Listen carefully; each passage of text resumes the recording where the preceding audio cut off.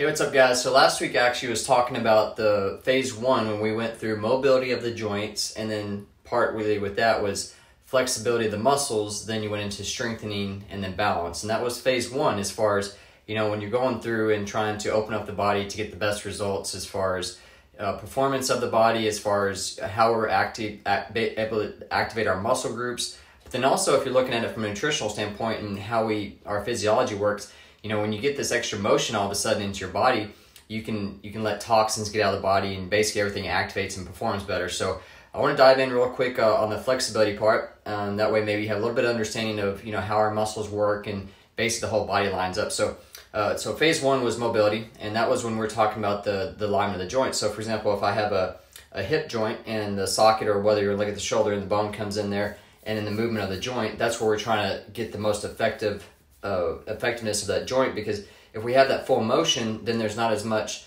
interaction around that, meaning that the muscles can't move the way we want them to, or we can't activate our nervous system. So when you say that, okay, I get the mobility of the joint, and every joint's gonna be a little bit different, so I always try to just keep it simple and focus on the main joints. So for example, at the hips, when we're talking about the pelvis area and where the femurs come into the sockets, or for example, here's my arm and how the humerus comes into the socket here at the shoulder. You have main joints, so if you can focus on the main joints, you can pretty much knock down a lot of other areas in the body as far as what's going on, limitations and anyways, any kind of injury. So I get the motion in the joints, and then I'm like, okay, now I've got the motion, let's start adding in the flexibility. And what that means is now that I've got the joints act in a good position, I can look at the muscles around there. So for example, if I'm at my legs, I've got my quads in the front, hamstrings in the back, you have your piriformis, your glute muscles, maybe your calf muscles. And when we look at the flexibility, we don't have to have everything perfect, because sometimes if you think about your muscle groups, there's two concepts you need to know. There's passive insufficiency and active insufficiency. And basically all that means is, if something is the way our muscles line up the fibers, if they're stretched out too much, they can't grab, because we want those fibers to be able to interlock and grab with each other. If they're too far, then those muscle fibers can't grab. They can't get that active contraction. So that's what they call passive insufficiency. Active is when they're too tight. So if a muscle, and that's majority, when people have an injury or pain somewhere, like a hip flexor, maybe like their piriformis, those muscle groups are too tight, and then they can't get that active contraction of more or less of grabbing and, hey, what's up, Trish? Grabbing and getting that good contraction of that muscle group. So here's what we want. We want something in between. We don't want muscle groups that are too long, they're overstretched because our posture is bad, and that's what ends up happening. And when people say they have weakness, is because the posture gets bad and that shoulder gets stretched out too much. Versus if it's too tight on the flip side, they can't get that contraction sufficiently to activate the muscles, because the fibers are again, they're not lined up because they're too close together. So kind of wrap that back together with the mobility. So once we have the mobility of your joints, then we're like, okay, we want that interlocking of the muscle groups to have that good contraction to where we can get those muscles as active as possible. So majority of people, honestly, I think, they're going to do the basics, like your hamstrings, the quad muscles, maybe the shoulder muscles, and they're kind of going through the routine, but they're not thinking about this as far as, basically how the muscles line up, because the whole purpose of flexibility is not to have the most flexible muscle. And some people think about that, it's like, whoa, why am I stretching it? The reason you're stretching is because all these different muscle fibers in your muscle, we don't need perfect flexibility in every single muscle. We just need general mobility. And so I don't want people to get too caught up into that when I'm going through, the rehab and the process is saying we just need functional movement. And that's the key to it. And so that's where, when I wanted to show that illustration of that passive insufficiency versus the active where it's too tight, we just want general motion of the muscles. That way we can utilize our muscles to the fullest. And the easiest way is, again, kind of backtracking to last week when I talked about mobility of joints, because once you do that, now you position your muscles into a better position. Because before, if my joint was offset, the muscles got wrapped with it and tweaked as far as out of position.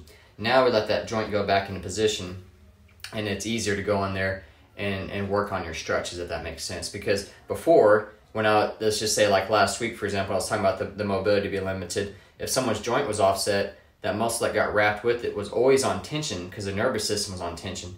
Then we let that joint open up, it got back into the socket and it moved smoothly. Then that muscle can say, oh, I can relax, and it's not so tense all the time. there's a lot of receptors in our joints that feed to the nervous system as far as when to activate, but there's also a lot of receptors in your muscles. So for example, if we have a tight muscle here, and let's just say, someone that's in the gym, they're just always doing curls, and they get that, you can tell because they're kind of walking around with their elbows flexed. If that muscle is really tight and they can't straighten it all the way out, well, they're limited on their range of motion, the flexibility of that muscle. And let's say they go to grab something that's a little bit heavier or faster than expected. When those muscles contract, those receptors in the muscles get activated, and your muscle cramps up and tightens up because it doesn't want to be torn, and it tells the nerves in the brain saying, "Hey, stop! Don't do that," so it doesn't tear. And so that's when maybe someone may start experiencing cramps and maybe just irritation at the muscle itself, as far as really tightening up on them to where they can't really use it as efficiently. So our goal here is just to get you as most functional at the level of fitness that you can, but also when you look at it from a nutritional standpoint, the less acidic foods you're putting into your body, the more elasticity you have. So again, let's just kind of recap real quick.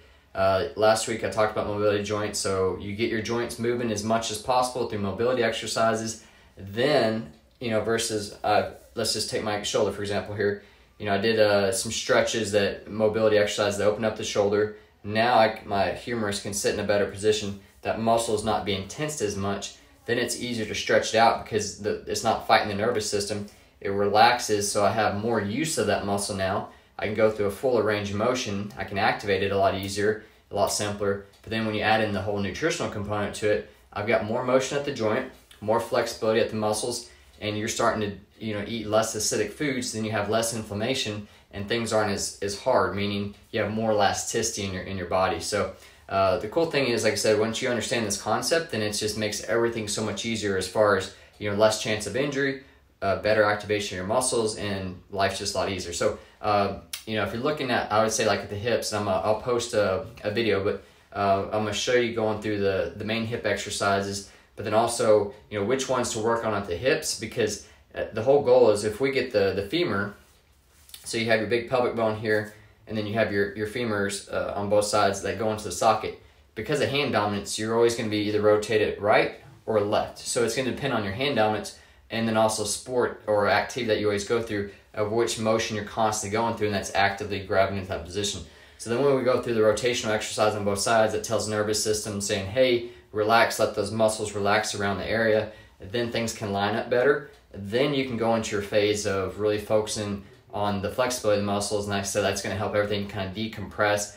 Then you add in your component of the nutrition on the less acidic foods, so more alkaline foods. Your body's detoxing, you're getting rid of all that acid, and things just start to light up. So anyways, I hope that helps. I've got to run. I actually got another meeting here, but I'm going to actually post that video if you didn't get the one last time on the framework for the hip mobility exercises, because I believe that's always why I consider the core is not just your abdominal and your stomachs. But here's the cool thing is, once you learn this concept, it's going to be easier for you to get better abs. And everyone's like, "Oh, I've got to go work really hard to get my abs and do all these sit-ups and different ab exercises." And honestly, that's the last thing you want to do, is quit doing ab exercises. And it blows people's minds, because like, "Oh, what do you mean I don't have to do ab exercises?"